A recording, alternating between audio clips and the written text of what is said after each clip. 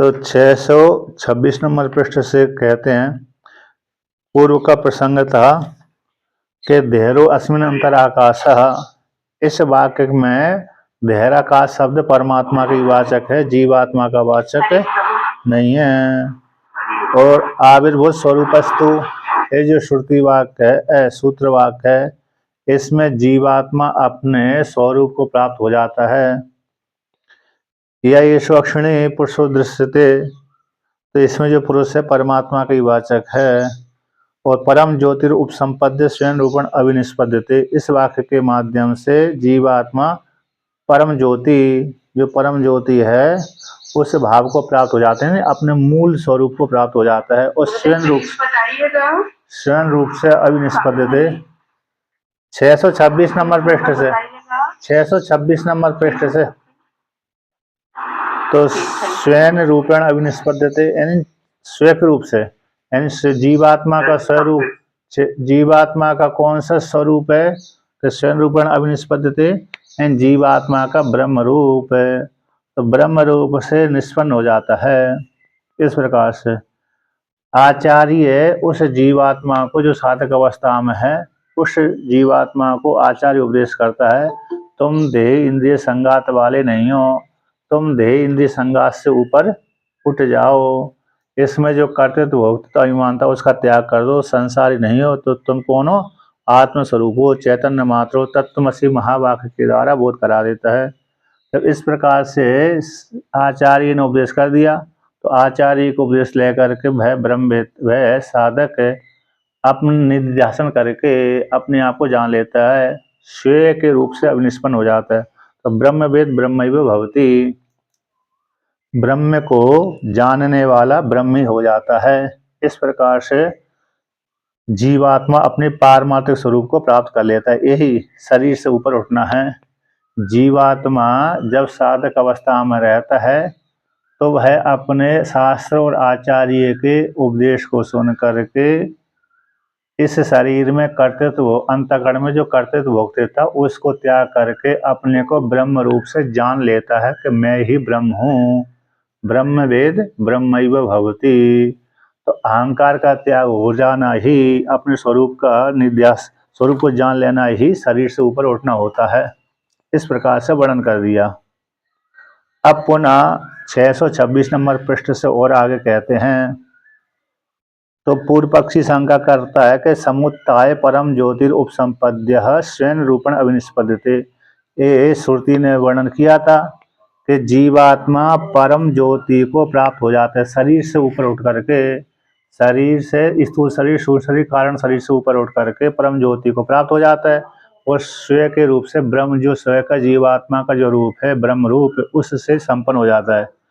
इति जो श्रुति को व्याख्यान के लिए आक्षेप करते हैं, जो श्रुति का व्याख्यान है उसके ऊपर पूर्व पक्षी आक्षेप करता है कि कथम पुनः स्वयं च रूपम स्वयं एव च निष्पद्यते इति संभवति।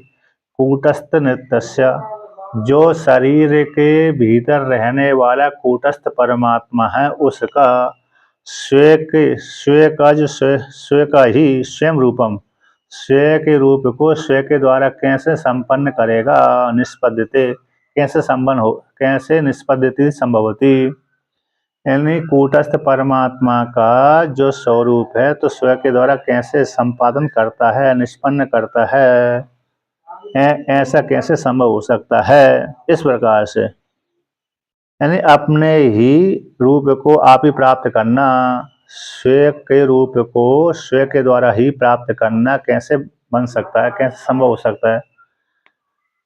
एक ही कर्ता है, एक ही कर्म है, वही कर्ता वही कर्म है। कौन है? यहाँ पर वर्णन किया कि कूटस्थ नित्य परमात्मा स्वयं के रूप को स्वयं के द्वारा निष्पद्यते यानी प्राप्त कर लेता है। कैसे हो सकता है? नित्य, कूटस्थ नित्य का जो स्वयं का रूप है, किस प्रकार स्वयं के द्वारा प्राप्त हो सकता है? तो एक के द्वारा एक ही स्वयं को प्राप्त होना है, तो कर्म कर्तृ विरोध आता है। स्वयं ही कर्ता और स्वयं ही कर्म है, तो एक में दूसरा कर्म और दूसरा कर्ता बने तो हो सकता है, संभव है, किंतु वही कर्ता बन जाए वही कर्म बन जाए तो संभव नहीं है। लेकिन यहाँ पर श्रुति कह रही है कि स्व के द्वारा ही स्व के रूप को प्राप्त करता है, अपने द्वारा अपने आप को प्राप्त करता है। तो इसमें तो कर्म कर्तृ विरोध आता है, ऐसा पूर्व पक्षी के द्वारा प्राप्त हो जाने पर। और आगे कहते हैं सुवर्णादीनाम तो द्रव्यांतर संपर्काद अभिभूत स्वरूपाणाम अनभिव्यक्त असाधारण विशेषाणाम क्षार प्रक्षेपादिभिः सोद्यमानानाम स्वरूपेण अभिनिष्पत्ति स्यात्। किंतु जैसे स्वर्ण आदि को सोना है, चांदी है, अन्य है, स्फटिक आदि है, द्रव्यांतर के संपर्क से सोना, चांदी, तांबा आदि, स्फटिक आदि दूसरे द्रव्यांतर के संपर्क से अभिभूत स्वरूपाणाम, तो उनका जो स्वरूप था सोना चांदी आदि का, वह स्वरूप उनका ढक गया दूसरे द्रव्यांतर के संपर्क से। तो अनभिव्यक्त असाधारण विशेषणाम, जो अभिव्यक्त नहीं हो पाए, असाधारण विशेष जो स्वर्ण आदि थे अभिव्यक्त नहीं हो पा रहे क्योंकि दूसरे ने आवरण कर लिया, ढाक लिया, तो उनको शोधन करने के लिए क्षार प्रक्षेप आदि के द्वारा शोध्यमाना नाम, जो स्वर्ण आदियों का जो दूसरे धातु से मिल जाने का ढक जाते हैं, तो क्षार प्रक्षेप आदि के द्वारा शोधित कर लेते हैं। तो शोधित होते हुए स्वर्ण रूपेण अभिनिष्पत्ति से आते, जैसे वो सोना चांदी अपने रूप से निष्पन्न हो जाते हैं। एक दृष्टांत दे दिया, जैसे कहीं कहीं जहाँ से गंगा की बालू में अथवा नर्मदा की बालू में, जैसे जम्बू नदी, जम्मू कश्मीर में बहने वाली जो जम्बू नदी है, उसमें सोना चांदी सोना बहता हुआ आता है। जम्बू एंड जामुन से निकली हुई नदी को जम्बू बोलते हैं। तो वहाँ पर हिमालय क्षेत्र में कैलाश पर्वत आदि को लेकर के आता है पुराण के अनुसार कि हिमालय क्षेत्र में एक बहुत विशाल जामुन का वृक्ष है। वो वृक्ष में कई योजन का फैला हुआ है। उस वृक्ष में हाथी के बराबर जामुन लगते हैं। अब वही जामुन जब गिर जाते हैं तो उनसे रस बहता हुआ जाता, उसी से नदी निकल गई तो जम्बू नदी कहलाई। वही ऊपर से बहता हुआ जामुन का रस है, पृथ्वी के आदि के संपर्क से द्रव्यांतर बन जाता है कुछ कुछ जगह, तो भाई सोना चांदी बन जाता है। क्या बन जाता है? सोना चांदी, उस रस को लेकर। तो वही जम्बू नदी में बहुत सोना चांदी आता रहता है, ऐसा पुराण में आता है। उसी प्रकार से सिंधु नदी में भी ऐसा ही है, सिंधु नदी में भी बहुत सोना आता रहता है, गंगा में भी आता है। तो ऐसे आचार्य जी, तो ये जो जम्बू द्वीप हमारा जो नामकरण हुआ है, तो इसी के ऊपर से है क्या ये जम्बू नदी? हाँ, जम्बू नदी उसी के नाम से है, जम्बू द्वीप है, भारत खंड है। जम्बू नदी के नाम से जम्बू नामक द्वीप उसी जम्बू नदी के माध्यम से बना हुआ है प्राय करके। तो देखिए, तो जैसे वहां पर दृष्टांत दिया, तो उसी प्रकार से जम्बू जामुन है, तो जामुन की नदी, जामुन के रस से बहती हुई नदी को जम्बू नदी बोलते हैं। अब वहां पर कहते हैं वही जो सोना चांदी आता है दूसरे दूसरे धातु से संपर्क रहता है, तो जो सोना चांदी का काम करने वाले व्यक्ति हैं उसको शोधन करते हैं। शोधन करने से सोना अलग निकाल लेते हैं, अलग पदार्थ अलग निकाल लेते हैं। जैसे डीजल आदि लाते हैं उसमें कई शोधन करते करते कई चीज निकाल लेते हैं, कच्चा माल लेकर के आते हैं। तो उसी प्रकार से क्षार प्रक्षेप आदि के माध्यम से सोने को जब धो दिया जाता है, शोधन कर दिया जाता है, तो सोना साफ हो जाता है। नहीं तो जो आभूषण आदि पहनते रहते हैं हम, तो उसमें क्या लग जाता है? महल लग जाता है। तो महल लग जाने से वो चमकता नहीं है। जब उसी सोने चांदी आदि के आभूषण को हम क्षार आदि के द्वारा धो देते हैं, तो शोधन हो जाने पर वह सोना चांदी दूसरी चमकने लगता है, तो स्वयं के द्वारा स्वयं के रूप से निष्पन्न हो जाता है। एक दृष्टांत देने के पश्चात दूसरा कहते हैं कि तथा नक्षत्र आदि नाम अहनि अभिभूत प्रकाशानाम अविभावक वियोगे रात्रौ स्वरूपेण अविनिष्पत्ति स्यात्। जैसे नक्षत्र आदि तो रात को टिमटिमाते हैं, दिखते हैं, तो नक्षत्र आदियों का हानि अभिभूत प्रकाशानाम, दिन में अभिभूत हो गए, दिन के प्रकाश से वो नक्षत्र आदियों का प्रकाश ढक गया। तो क्योंकि दिन में अभिभावक रहता है, दिन में दिन कह देने से सूर्य भगवान ही जाते हैं। सूर्य भगवान नक्षत्र और चंद्रमा के प्रकाश को ढक लेते हैं। तो अभिभावक शब्द का अर्थ हो गया सूर्य भगवान। जब सूर्य भगवान के वियोग हो जाने पर, क्या हो जाने पर, सूर्य भगवान के वियोग हो जाने पर सौरालोक है, तो सौरालोक हो गया। तो सौर का आलोक का वियोग हो जाने पर रात्रौ इन रात्रि में स्वरूपण अविनिष्पत्ति स्यात् नक्षत्र आदि नाम।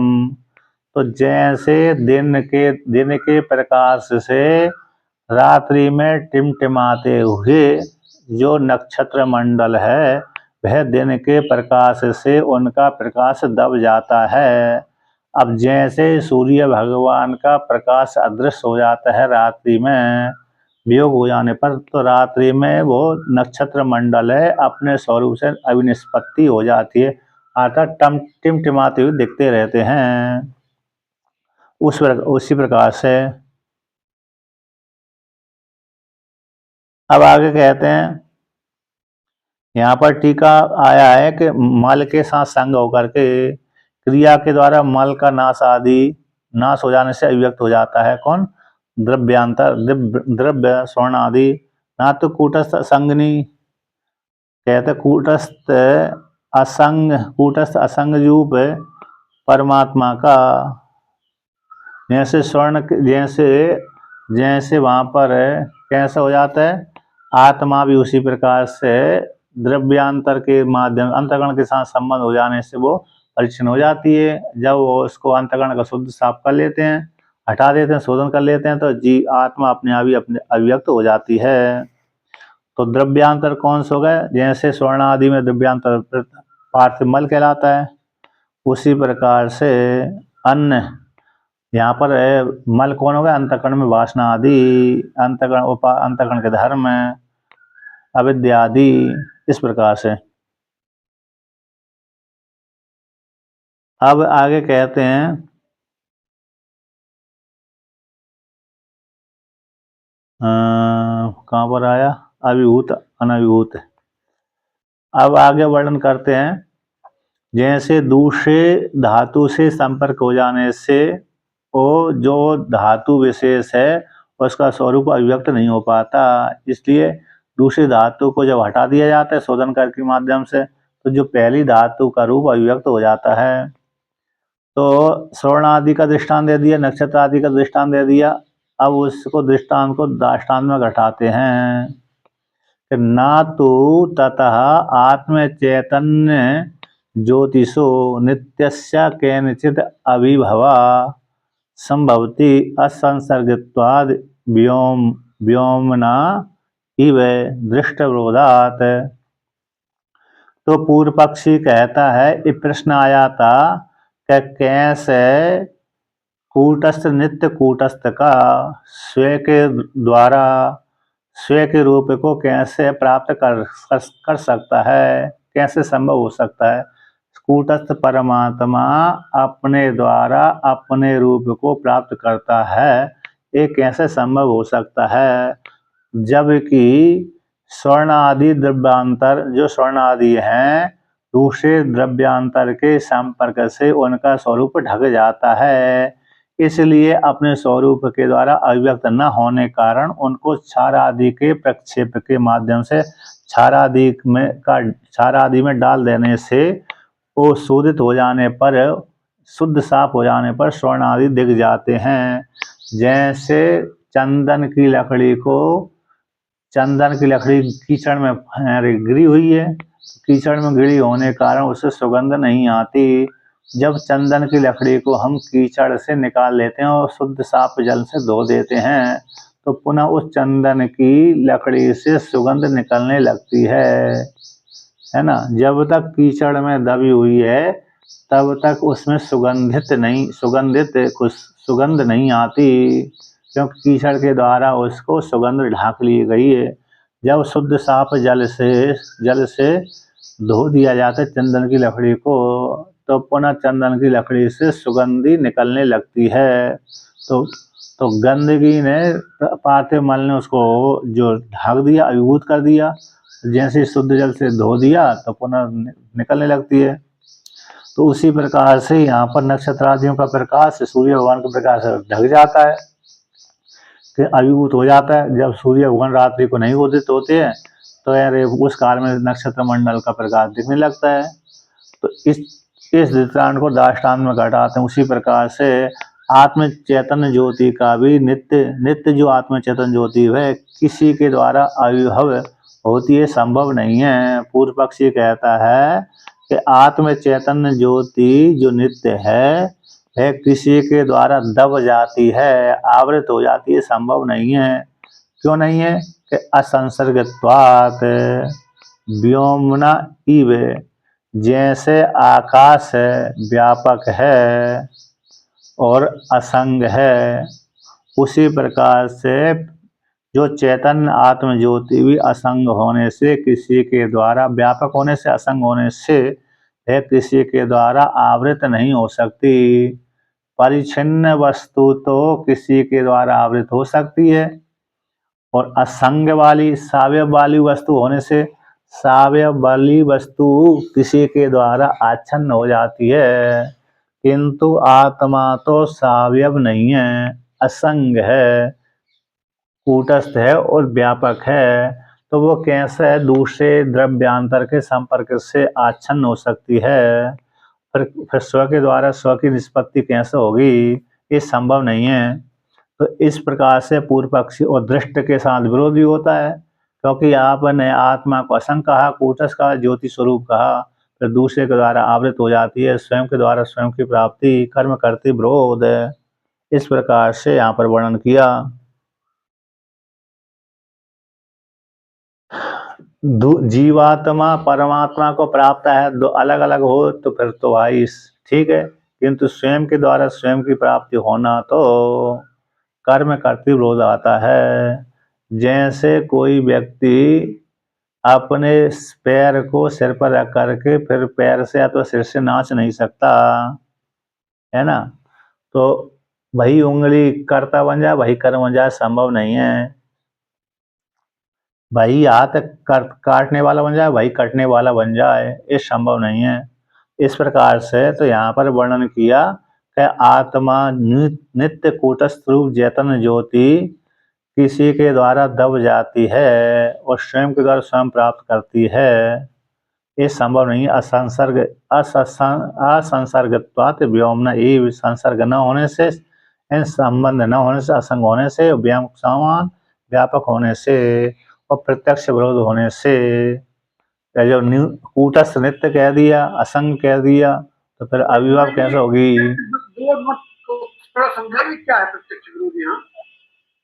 प्रत्यक्ष विरोध है, क्योंकि आत्मा को आप ज्योति स्वरूप कह रहे हैं, असंग कह रहे हैं, असंग कह रहे हैं और आत्म व्यापक कह रहे हैं। तो कैसे कूटस्थ नित्य चैतन्य ज्योति दूसरे के द्वारा दब सकती है? अभिभव कैसे हो सकता है उसका? दूसरे के द्वारा आवृत कैसे हो सकती है? इस प्रकार से पूर्व पक्षी कहना है। पूर्व पक्षी का कहना है क्योंकि परमात्मा के विषय में कूटस्थ नित्य परमात्मा असंग है, उसको आप कैसे दूसरे के द्वारा दबा सकते हैं? प्रत्यक्ष है कि जीवात्मा तो कैसा होता है? कर्ता भोक्ता होता है, लेकिन ईश्वर तो कर्ता भोक्ता बिल्कुल भी नहीं है। ईश्वर तो कैसा असंग है, कूटस्थ परमात्मा है, वो किसी के द्वारा आवृत कैसे हो सकता है? जीवात्मा तो अपने आप को कर्ता भोक्ता मानता है, सुखी दुखी है, परिच्छिन्न है, अपने आप को मानता ही है। इसलिए प्रत्यक्ष का दृष्ट विरोध का स्वयं के द्वारा स्वयं की प्राप्ति कैसे होगी? मैं हूँ यहीं पर, मैं ही अपने आप को प्राप्त कर रहा हूँ। एक देश से दूसरे देश को जाना ही प्राप्त होता है। जैसे देवदत्त इस गांव में है तो अगले गांव को प्राप्त करेगा, तो जब जाएगा तब प्राप्त करेगा। देवदत्त उस किसी गांव में जाता है तो जा करके तो प्राप्त करेगा। अब देवदत्त स्वयं के गांव में जहां पर बैठा हुआ है वहीं पर वो प्राप्त कर रहा है, ऐसी बात नहीं होती। ये प्रत्यक्ष विरोध हो रहा है कि हमने तो भाई जब किसी वस्तु को प्राप्त करते हैं तो अपने से इतर वस्तु को ही प्राप्त करते हैं। किसका प्राप्त करते हैं? अपने से इतर वस्तु का। मैंने किसी को प्राप्त किया, चाहे मैं घट को प्राप्त करूं, पट को प्राप्त करूं, किसी पुरुष आदि को प्राप्त करूं, तो मैं अपने से पृथक वस्तु को ही प्राप्त करता हूं। यदि मैं अपने आप को प्राप्त करता हूं तो ये घटता ही नहीं है, मैं तो हूं पहले से ही, तो प्राप्त क्या करना है ना। अपने आप को प्राप्त करना कैसे बनेगा, क्योंकि मैं तो अपने आप पहले से ही हूं। मेरे पास में कोई वस्तु, ये प्राप्ति कहते हैं स्वामी जी ना। प्राप्त की प्राप्ति होती है, तो मतलब पूर्व पक्षी चल रहा है यहाँ पर। पूर्व पक्षी कहते हैं कि कूटस्थ नित्य परमात्मा असंग होने से, व्यापक होने से कैसे वो स्वयं के द्वारा स्वयं प्राप्त कर सकता है। प्रत्यक्ष विरोध हो रहा है, दृष्टि यानी प्रत्यक्ष विरोध हो जाने से। जैसे हमने लौकिक व्यवहार जब भी करते रहते हैं तब तक लौकिक व्यवहार में हम दूसरी वस्तु को ही प्राप्त करते हैं। मैं अलग हूँ और वस्तु अलग है, तभी हम उसको प्राप्त करते हैं। जब हमें ऐसा नहीं करते कि मैं अपने आप को प्राप्त करने के लिए दूसरे देश में जाता हूँ, अपने आप में मैं ही प्राप्त कर रहा हूँ, ऐसा लोक में नहीं देखा जाता। इस प्रकार से कहा। अब पुनः और कहते हैं,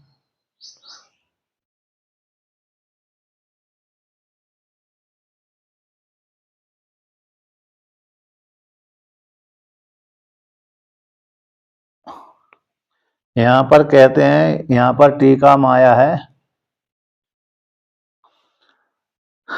626 नंबर पृष्ठ की अंतिम पंक्ति, विज्ञान घन एवं विज्ञान घन जीवात्मा परमात्मा ही है इति श्रुति के द्वारा। 627 नंबर पृष्ठ की पंक्ति क्या कहती है? इति श्रुति के द्वारा विज्ञान घन एवं परमात्मा चिन्ह मात्र, चिन्ह जीवात्मा के, परमात्मा कौन है? जीवात्मा रूप परमात्मा चिन्ह मात्र से, चिन्ह मात्र तावत आत्मा, चिन्ह मात्र तावत आत्मा है। तत्व चैतन्य चक्षुरादि जन्य वृत्तिकम दृष्टियादि पद वाच्यम सद व्यवहारांगम जीवस्य रूप स्वरूपम भवति तस्य अभिभूते दृष्ट व्यवहारो वृद्ध्यता। चिन्ह मात्र है आत्मा, तावत आत्मा चिन्ह मात्र है। जो आत्मा कैसे चैतन्य मात्र है, आत्मा चिन्ह मात्र है।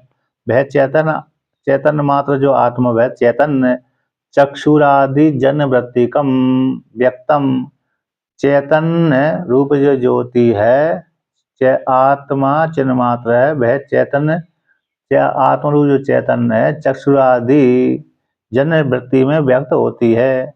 कहाँ पर व्यक्त होती है? चक्षुरादि से जन्य वृत्ति में अभिव्यक्त होती है।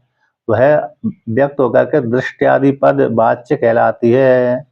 दृष्टि, दृष्टा, श्रोता, मनता, विज्ञाता इत्यादि वाच्य कहलाती है। इस इत्यादि पद से वाच्य होते हुए विद्यमान सदैव विद्यमान व्यवहार के अंग, व्यवहार का अंग हो करके जीव के स्वरूप वाला हो जाता है। जीव का स्वरूप होता है वही।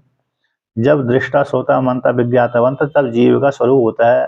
उसी जीव का अभिभूत हो जाने पर, उसी जीव का दृष्टा, श्रोता, मनता, विज्ञाता ये अभिभूत हो जाने पर दृष्ट जो व्यवहार है, खाना पीना सुनना आदि, ये बाधित हो जाता है।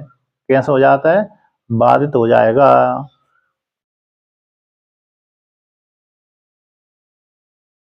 है कि नहीं? जीव में जो प्रत्यक्ष है यदि अभिभूत कर दिया जाए तो फिर ये कैसे हो जाएगा? बाधित हो जाता है। इस प्रकार से तो आ कहते हेतु अबाध व्यवहार होना स्यात्, और हेतु के न होने पर व्यवहार भी नहीं होता। जैसे चक्षुर आदि के न होने पर व्यवहार आदि नहीं हो पाता। किसके? चैतन्य रूप ज्योति के दब जाने से। चैतन्य आदि जो आत्म ज्योति है उसके दब जाने, अभिभव हो जाने से व्यवहार आदि भी नहीं होगा। क्योंकि व्यवहार आदि का हो जाता है। चैतन्य ज्योति जब चक्षुरादि से जन्म वृत्ति में व्यक्त होती है तब व्यवहार होता है। अब चेतन आत्म ज्योति है ही नहीं है तो चक्षुरादि वृत्ति में जन्म नहीं है, उससे वृत्ति जन्म नहीं हो तो फिर व्यवहार आदि भी नहीं होगा। उसी को और आगे कहते हैं भाष्य में कि दृष्टि श्रुति मति ही विज्ञातयो ही जीवस्य स्वरूपम। जीव का स्वरूप कैसे है? दृष्टि दृष्टा, देखने के कारण चक्षुरादि से जन्म वृत्ति का दृष्टा बन जाता है, सुनने के कारण श्रोता बन जाता है, मनन करने के कारण मनता बन जाता है, विशेष रूप से जानने के कारण विज्ञाता बन जाता है। तो दृष्टा श्रोता मनता विज्ञाता इत्यादि जीव का स्वरूप है। तच्चा शरीराद असमुत्थितस्य अपि जीवस्य सदा निष्पन्नम एव दृश्यते। कि जब जीवात्मा शरीर से ऊपर नहीं उठता, मर करके नहीं जाता, जीवात्मा शरीर से असमुत्थितस्य जीवस्य, जब जीवात्मा शरीर से ऊपर नहीं उठता है तब तक सदा ही इस जीव का स्वरूप देखा जाता। निष्पन्नम एव दृश्यते, जीव खा रहा है, पी रहा है, सुन रहा है। जब जीवात्मा शरीर से ऊपर उठ जाता है तो मर जाता है, मुर्दा, उसका सब मुर्दा बन जाता है, इसलिए फिर उसको जीवात्मा लोकांतर गमन कर जाता है। तो जीवात्मा जब शरीर से निकल जाता है, चेतन जीवात्मा जब शरीर से निकल जाता है तो हेतु के अभाव हो जाने से, चेतनता के अभाव हो जाने से व्यवहार भी नहीं होता। इस प्रकार से वर्णन किया। तो सर्वो ही जीव पश्यन शृण्वन् मनवानो विजानन व्यवहरन्ति अन्यथा व्यवहार अनुपत्ति है। क्योंकि संपूर्ण जीवात्मा देखते हुए, सुनते हुए, मानते हुए, जानते हुए व्यवहार करते हैं। अन्यथा ऐसा स्वीकार नहीं करेंगे तो व्यवहार की उत्पत्ति नहीं होगी। तो व्यवहार की उत्पत्ति जीवात्मा इस प्रकार से ही होती है। जब हेतु का अभाव कर दिया, चैतन्य रूप ज्योति का अभाव कर दिया तो व्यवहार भी उत्पन्न नहीं होते। चक्षुरादि से जन्म वृत्ति में उत्थित नहीं होगा परमात्मा, तो फिर न देखना, न सुनना, न मानना, न जानना इत्यादि व्यवहार का अभाव हो जाता है। अब और आगे कहते हैं कि अज्ञानी का स्वरूपम वृत्तियों में व्यक्तम।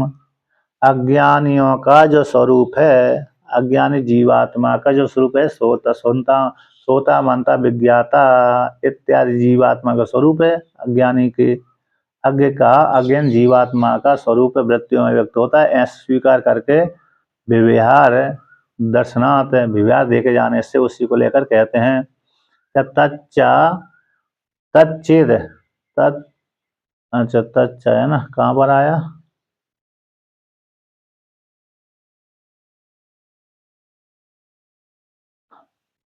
हाँ, इस प्रकार से शरीर आदि से उठ जाएगा तो व्यवहार नहीं होगा, शरीर से में रहता है तो व्यवहार देखा जाता है। अब उसी को कहते हैं तच्चे शरीरा समुत्थितस्य निष्पद्येता।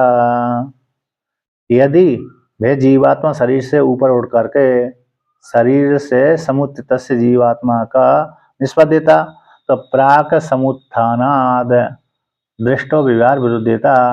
यदि जीवात्मा को शरीर से ऊपर उठ गया तो शरीर से ऊपर उठने से पहले जो प्राक समुत्थानात, समुत्थान होने से पहले दृष्ट जो व्यवहार था वो व्यवहार कैसे हो जाएगा? बाधित हो जाता है, विरुद्धते। क्योंकि जीवात्मा शरीर से ऊपर उठ गया, जब तक शरीर से ऊपर नहीं उठा था तब तक व्यवहार देखा जाता था।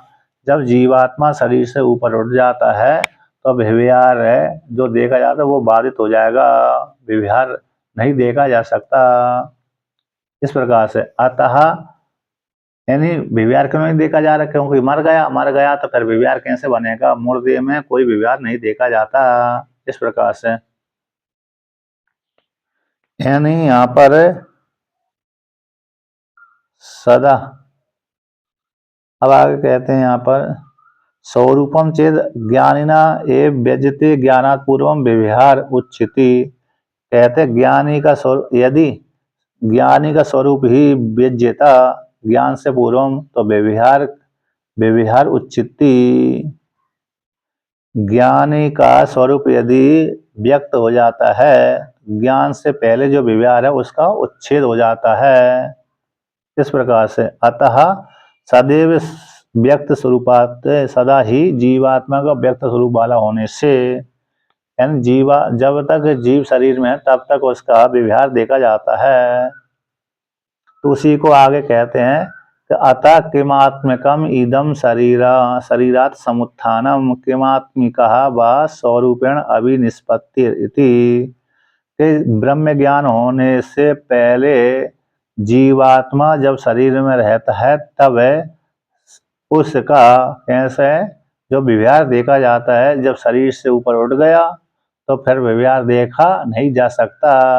तो कैसे श्रुति ने कह दिया कि शरीर से किमात्मकम शरीरा समुत्थानम, यहाँ जीवात्मा का शरीर से ऊपर उठना क्या कहलाता है, और किमात्मकम स्वरूप निष्पत्ति, जीवात्मा किस स्वरूप के द्वारा अभिनिष्पन्न होता है। इस प्रकार से आप वर्णन करिए श्रुति के द्वारा। तो कह दिए गए समुत्थाना, कौन सा कह दिया, समुत्थानम, इस ऐसा संप्रसाद अस्मा शरीरा समुत्थाय परम ज्योतिष उपसंपद्य स्वयं रूपण अभिनिष्पद्यते सा उत्तमा पुरुषा, के जीवात्मा इस शरीर से ऊपर उठ करके परम ज्योति को प्राप्त हो जाता है और स्वरूप से निष्पन्न हो जाता है। ऐसे श्रुति ने व्याख्यान कर दिया।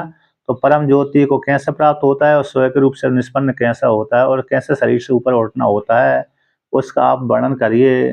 किमात्मकम शरीरा समुत्थानम, शरीर से ऊपर उठना क्या होता है और किस स्वरूप, किस कारण से स्वरूप से निष्पत्ति किस स्वरूप आत्मा को कहलाती है, ऐसा आप वर्णन करिए। तो दो वर्णन कर दिए, किस प्रकार से शरीर का ऊपर उठना श्रुति के द्वारा कहा गया है, और किमात्मकम स्वरूप निष्पत्ति, स्वरूप से जीवात्मा अपने स्वरूप से निष्पन्न हो जाता, संपन्न हो जाता है, वो क्या है। तो ऐसी प्राप्ति हो जाने पर सिद्धांती कहता है अत्र उच्यते, इस प्रकार इस विषय में हम कहते हैं। तो क्या कहते हैं आप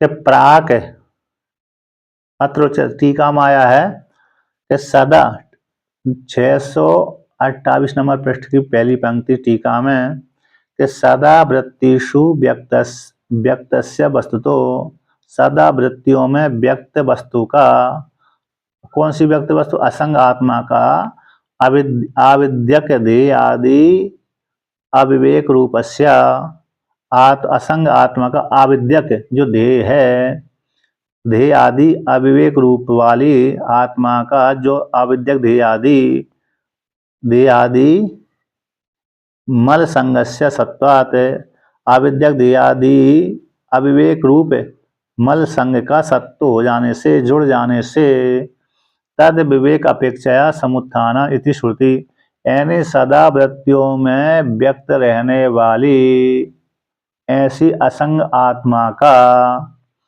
आविद्यक देह आदि के लेकर के, आविद्यक देह आदि जो अविवेक रूप मल संग उसके साथ संग हो जाता है अविद्या को लेकर के, तो जो संग हो जाने के कारण ही वृत्ति में व्यक्त हो जाती है, दिखती है। अब उस जो तद विवेक की अपेक्षा हो जाने से, किसको, ब्रह्म ज्ञान के द्वारा असंग आत्मा का जो आविद्यक देह आदि है अविवेक, उसका ज्ञान कर दिए जाने पर, उसके ज्ञान के द्वारा इस अविद्या को हटा देने से, तो तद विवेक की अपेक्षा को लेकर के समुत्थान कहा गया है। अर्थात जो पहले ज्ञान होने से पहले जीवात्मा जो असंग आत्मा थी, ज्ञान होने से पहले अपने को शरीर आदि मानती थी, आत्मा मानती थी। अब ब्रह्म ज्ञान हो गया, शास्त्र उपनिषदों के माध्यम से ब्रह्म ज्ञान हो गया, तो ब्रह्म ज्ञान हो जाने से आविद्यक देह आदि जो संग थे उसकी निवृत्ति हो गई। मैं आविद्यक देह आदि वाला नहीं हूँ, मैं इससे पृथक हूँ, मैं असंग कूटस्थ हूँ, परमात्मा हूँ। इस प्रकार से ही समुत्थान है, और कोई दूसरा शरीर से बाहर निकलना समुत्थान यहाँ पर नहीं है। मैं पहले कर्ता भोक्ता था, ज्ञान होने से पहले मानता था, अब जीवात्मा अपने को कर्ता भोक्ता भी नहीं मानता, सुखी दुखी भी नहीं मानता। मुझ असंग कूटस्थ परमात्मा में ना तो कर्तापन है, ना भोक्तापन है, ना मेरे में शरीर है, स्थूल शरीर है, सूक्ष्म शरीर है, कारण शरीर। मैं इन तीनों शरीर से पृथक हूँ, असंग हूँ, कूटस्थ हूँ, व्यापक हूँ, इस प्रकार से शरीर से ऊपर उठना कहलाता है। और जब ब्रह्म ज्ञान हो जाता है तो शरीर से ऊपर उठ गया, अहंकार का त्याग हो गया। जब तक प्रारब्ध भोग रहेगा तब तक शरीर में बना रहेगा और जीवन मुक्त अवस्था में विचरण करता रहेगा। और जैसे ही प्रारब्ध भोग समाप्त हो जाएगा तभी उसी काल में विधेय केवल की प्राप्ति हो जाएगी। उसी को लेकर के यहाँ पर वर्णन करते हैं। तो भाष्य में अत्र उच्यते, तो प्राग विवेक विज्ञानात् उत्पत्ति शरीर इंद्रिय मनोबुद्धि विषय वेदन उपाधि भिर अविविक्तम इव जीवस्य दृष्टादि ज्योति स्वरूपम भवति। विवेक विज्ञान के उत्पन्न होने से पहले, ब्रह्म ज्ञान के उत्पन्न होने से विवेक ज्ञान, जीवात्मा का परमात्मा के साथ एक ज्ञान, और उस एक ज्ञान से पहले जीवात्मा स्थूल शरीर से युक्त मानता था अपने को। तो विवेक ज्ञान है ब्रह्म ज्ञान की उत्पत्ति से पहले शरीर है, इंद्रिय है, मन है, बुद्धि, विषय भेद, विषय वेदन, विषय का जो ज्ञान है, वेदन ज्ञान, उपाधियों के द्वारा, उपाधियों के साथ अपने को पृथक न मानता हुआ स अपने को उन शरीर इंद्रिय मन बुद्धि विषय वेदन आदि जो उपाधि हैं उनसे अपने को पृथक न जानता हो जीवात्मा का दृष्टि आदि ज्योति स्वरूपम भवति। मैं दृष्टा हूँ, श्रोता हूँ, मानता हूँ, विज्ञाता हूँ इत्यादि दृष्टि आदि ज्योति स्वरूप वाला जीवात्मा हो जाता है। तथा यथा, अब दृष्टांत द्वारा समझाते सिद्धांति, यथा शुद्धस्य स्फटिकस्य स्वाक्ष्यम स्वकल्यम च स्वरूपम प्राग विवेक ग्रहणात् रक्त नीलादि उपाधि भिर अभिव्यक्तम इव भवति। जैसे स्फटिक का तो शुद्ध स्वरूप कौन सा है? स्वाक्ष है, और शुक्लता है, शुक्लता के भाव को स्वक्ल बोल दिया, स्वच्छ के भाव को स्वाक्ष बोल दिया। जैसे स्फटिक स्वच्छ निर्मल होती है उसका स्वरूप है, लेकिन विवेक ज्ञान होने से पहले कौन सा विवेक? स्फटिक शिला के पास में रक्त पीतादि उपाधि रखी हुई थी। तो ज्ञान होने से पहले भी स्फटिक कैसे स्वच्छ निर्मल ही है, किंतु उपाधि वहां पर आ जाने से किसी ने स्फटिक का शिवलिंग है, स्फटिक के शिवलिंग के ऊपर क्या चढ़ा दिया? वो चढ़ा दिया, पुष्प चढ़ा दिया, दीपक लगा दिया। तो दीपक लगा देने से वहां पर ऐसा लगता है कि मानो स्फटिक के भीतर कोई ज्योति जल रही है।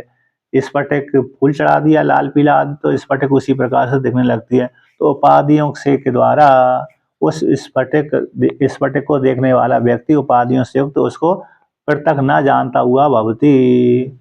विवेक ज्ञान से पहले यद्यपि शुद्ध स्फटिक का स्वरूप शुद्ध स्वच्छ निर्मल है, फिर भी उपाधि कारण वो नील पीतादि वाली, नीला पीली आदि स्फटिक दिखती है।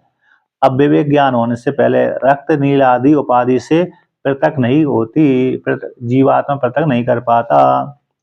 जैसे हम स्फटिक की माला पहनते हैं, जब पहनते हैं तो उसमें नीला धागा डाल देते हैं, नीली प्रकार दिखती है, पीला धागा डाल देते हैं तो स्फटिक शिला पीली सी दिखने लगती है, सफेद डाल दें तो सफेद जैसी दिखने लगती है। जैसा धागा हम डालेंगे स्फटिक की माला में उसी प्रकार से दिखने लगती है। तो विवेक ज्ञान होने से पहले उस उपाधि के संपर्क से पृथक न करने कारण इस प्रकार से हरी पीली लाल आदि दिखने लगती है स्फटिक। उसी प्रकार से और आगे कहते हैं, दृष्टांत को दाष्टांत घटाते हैं, तब प्रमाण जनित विवेक ग्रहणात् तु पराचीना स्फटिकः स्वाक्षेन स्वकल्यं च स्वयं रूपेण अभिनिष्पद्यते इति उच्यते। प्रागपि तथा एव सन् ततः जहाँ पर जैसे प्रमाण जनित, प्रमाण से प्रत्यक्षादि प्रमाण से उत्पन्न विवेक ज्ञान से पहले, प्राचीन पहले जो कैसी थी, यानी स्फटिक जो शुद्ध थी लेकिन उपाधि के संपर्क से लाल पीली आदि दिख रही थी। तो प्रमाण जनित विवेक ज्ञान के माध्यम से आगे जो शुद्ध स्फटिक था, शुद्ध स्फटिक तब उसका पुनः उसी रूप में अभिव्यक्त हो जाती है। तो स्फटिक साक्ष्य रूप से और शुक्ल रूप से स्वयं के रूप से निष्पद्यते तो निष्पन्न हो जाती है। यद्यपि उपाधि के हटने से पहले भी स्फटिक शिला कैसी थी? स्वच्छ निर्मल थी। उपाधि के हट जाने के बाद भी उसी प्रकार से रहती है, अभिव्यक्त हो जाती है। तो वही जो उपाधि के बने रहने पर शुद्ध स्वच्छ होती हुए भी लाली पीली वाली दिखती है। उपाधि का हट गई, उपाधि हट गई, जो स्फटिक शिला के सामने नील पीला आदि उपाधि हट गई तो स्वयं के रूप से निष्पन्न हो जाती है, यानी अपने स्वरूप से अभिव्यक्त हो जाती है। पहले से ही अभिव्यक्त हो रही थी, बाद में भी हो जाती है, तो ये स्वरूप से अभिनिष्पन्न कहलाया। ये दृष्टांत है। दृष्टांत दाष्टान घटाते उसी प्रकार से प्रागपि तथा एवसन, उसी प्रकार से जीवात्मा है ना, जीवात्मा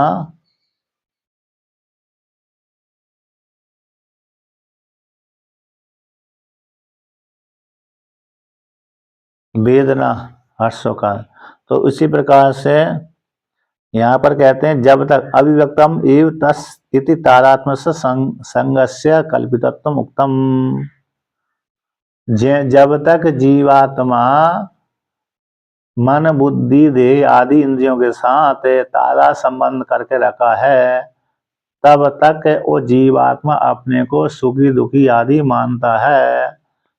तो विवेक ज्ञान होने से, ब्रह्म ज्ञान होने से पहले जीवात्मा अपने को सुखी दुखी मानता है, क्योंकि उसने देह इंद्रिय आदि के साथ संबंध बनाकर रखा है। जब आचार्य के द्वारा उपदिष्ट हो जाने पर, ब्रह्म ज्ञान के प्राप्त कर लेने पर, परोक्ष ज्ञान के माध्यम से अपरोक्ष ज्ञान हो जाने पर, तो उसी प्रकार से जीवात्मा भी कैसे अपने को असंग रूप से जानने लगता है, और जीवात्मा भी स्वरूप से अभिनिष्पन्न हो जाता है। क्योंकि जीवात्मा का अविद्या के कारण सुखी दुखी होने से पहले जीवात्मा का असंग स्वरूप ही है और ब्रह्म ही है। अब जीवात्मा में अविद्या लग जाने के कारण अपने को कर्ता भोक्ता सुखी दुखी मान लिया। जब मान लिया तो फिर वो पुनः आचार्य के मुखारविंद से उस ब्रह्म रूप जीवात्मा ने आचार्य के मुखारविंद से उपनिषद सुन लिया। उस उपनिषदों के श्रवण करने से उसने पुनः अपने को शरीर से पृथक मान लिया। तो शरीर से पृथक मान लेने के कारण अविद्या के निवृत्त हो जाने पर, शरीर से पृथक मान लेने पर ब्रह्म ज्ञान के द्वारा, तो पुनः जीवात्मा अपने स्वरूप से निष्पन्न हो जाता है कि मैं ब्रह्म ही हूँ, यही है। क्योंकि कल्पित वस्तु ज्ञान के द्वारा, ब्रह्म ज्ञान के द्वारा निवृत्त हो जाती है। यदि वास्तविक वस्तु होती तो ज्ञान के द्वारा निवृत्त नहीं होती, किंतु कल्पित वस्तु ज्ञान के द्वारा निवृत्त हो जाती है। तो उसी प्रकार, उसी को आप कहते हैं कि तथा देहादि उपाधि अव्यक्तस्य एव सतो जीवस्य श्रुतिकृतम विवेक विज्ञानम शरीरा समुत्थानम। उपाधि देहादि, जीवात्मा देहादि उपाधि से अभियुक्त जीवात्मा का श्रुति के द्वारा, श्रुतिकृतम, श्रुति के द्वारा विवेक विज्ञान और शरीर से ऊपर उठना ही कहलाता है। देहादि उपाधि से अभिव्यक्त जीवात्मा का, जब तक जीवात्मा ने देहादि उपाधि संपर्क है तब तक जीव संग है। तो अब जीवात्मा का शास्त्र और आचार्य के माध्यम से उसने विवेक ज्ञान कर लिया। तो विवेक ज्ञान कर लेने से श्रुतिकृतम, तो श्रुतिकृतम का अर्थ कर दिया टीकाकार ने त्वम पदार्थ श्रुत्या, त्वम पदार्थ का शोधन करने के कारण यो अयम विज्ञानमय प्राणेशु, प्राणों के मध्य में जो विज्ञानमय है। तो विवेक ज्ञान, जो विवेक ज्ञान कर लिया, यानी मैं शरीर से पृथक हूँ, इंद्रियों से पृथक हूँ, स्थूल शरीर सूक्ष्म कारण शरीर से पृथक हूँ। इस प्रकार से श्रुति के द्वारा विवेक ज्ञान जो कर लिया है वह ही शरीर से ऊपर उठना कहलाता है, ब्रह्म ज्ञान। जीवात्मा ने त्वम पदार्थ का शोधन कर लिया तत्वमसि महावाक्य के माध्यम से, आचार्य के माध्यम से, शास्त्र के माध्यम से, इत्यादि इति आद्या सिद्धम, इस प्रकार से वर्णन किया। तो शरीर से ऊपर उठना का अर्थ कर दिया विवेक ज्ञान। श्रुति के द्वारा, शास्त्र आचार्य के माध्यम, श्रुति के द्वारा जीवात्मा ने अपने को शरीर, तीनों शरीर से पृथक कर लिया, यही शरीर से ऊपर उठना कहलाता है। अब उसी को और आगे वर्णन करते हैं। कि विवेक विज्ञान फलम स्वरूपण अभिनिष्पत्ति केवल आत्मस्वरूप अवगति के विवेक विज्ञान का जो फल है, ब्रह्म ज्ञान रूप जो विवेक ज्ञान है, उस विज्ञान का फल कहना है कौन है? स्वरूप से अभिनिष्पत्ति। तो स्वरूप से अभिनिष्पत्ति जो कहा गया था कि जीवात्मा अपने स्वरूप से निष्पन्न हो जाता है, संपन्न हो जाता है, तो कौन है? केवल आत्मस्वरूप अवगति, केवल आत्मस्वरूप की अवगति, कोई दूसरे पदार्थ की अवगति नहीं है, प्राप्ति नहीं है, बल्कि केवल आत्मस्वरूप से, अर्थात मैं ही ब्रह्म हूँ। प्राणादि से भिन्न शोधित शुद्ध त्वम पदार्थ ज्ञान का वाक्यार्थ साक्षात्कार फलम। प्राणादि से भिन्न शुद्ध जो त्वम पदार्थ है, उस पदार्थ ज्ञान का जो फल है, पदार्थ ज्ञान के माध्यम से वाक्यों के अर्थ का साक्षात्कार कौन है? मैं ब्रह्म ही हूँ। वो केवल आत्म साक्षात्कार, उसी को राग कहते हैं, कि ततः विवेक अविवेक मात्रेण एव आत्मनो अशरीरत्वं शरीरत्वं च मंत्र वर्णात्। विवेक का ग्रहण करना, विवेक का ग्रहण न होना, तो विवेक और अविवेक, ज्ञान और अज्ञान मात्र से ही आत्मा का अशरीरत्वं शरीरत्वं मुंडक उपनिषद मंत्र वर्ण में कहा गया है। विवेक का ग्रहण करना और विवेक का ग्रहण न होना, विवेक ज्ञान होना, विवेक ज्ञान न होना। तो विवेक हो गया तो आत्मा अशरीरत्व कहलाती है, विवेक नहीं हुआ, ब्रह्म ज्ञान नहीं हुआ, तो आत्मा शरीर वाली कहलाती है, और ब्रह्म ज्ञान हो गया तो आत्मा शरीर वाली नहीं कहलाती। ये मंत्र में कहा गया। तो कौन सा मंत्र है? कठोपनिषद में कहा गया, अशरीरम शरीरेषु, आत्मा शरीरों में रहते हुए भी अशरीर वाली है। जब तक आत्मा का विवेक ज्ञान नहीं हुआ, जीवात्मा ने अपने स्वरूप को नहीं जाना, तब तक शरीर वाला जीवात्मा कहलाता है। तो भाई जीवात्मा जब उपनिषदों के माध्यम से ज्ञान हो गया तो अपने को कहते मैं शरीर वाला नहीं हूँ, मैं शरीर से पृथक हूँ, अशरीरम। तो उसी कहते गीता, वहां पर मंत्र में अकेले नहीं कहा गया, बल्कि स्मृति में भी कहा गया है। तो क्या कहा गया? तो इस प्रकार से कहा गया है, शरीरेषु अशरीरम अवस्थितम इति श्रुति, अविवेक मात्र कल्पितम शरीरम सशरीरम, अज्ञान मात्र के द्वारा कल्पित सशरीर है, इसलिए उससे विवेक ही समुत्थानम, जो ज्ञान हो गया वही समुत्थान कहलाता है।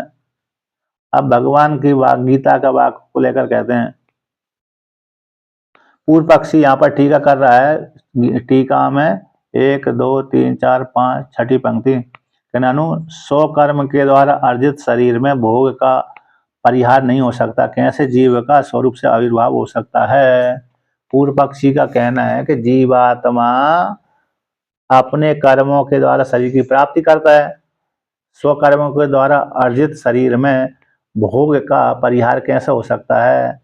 परिहार न होने से कैसे जीवात्मा अपने स्वरूप से अभिनिष्पन्न हो सकता है? ऐसी प्राप्ति हो जाने पर भगवान कहते हैं गीता में कि शरीरस्थोपि कौन्ते न करोति न लिप्यते इति। हे कौन्ते, शरीर में स्थित रहता हुआ भी आत्मा न करता है न लिपायमान होता है।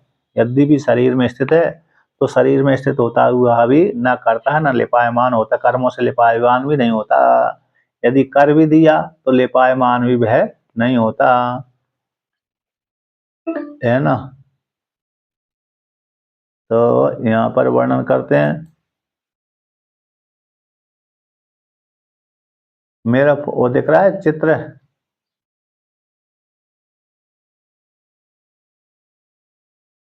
हरिओम, मेरी आवाज आ रही है?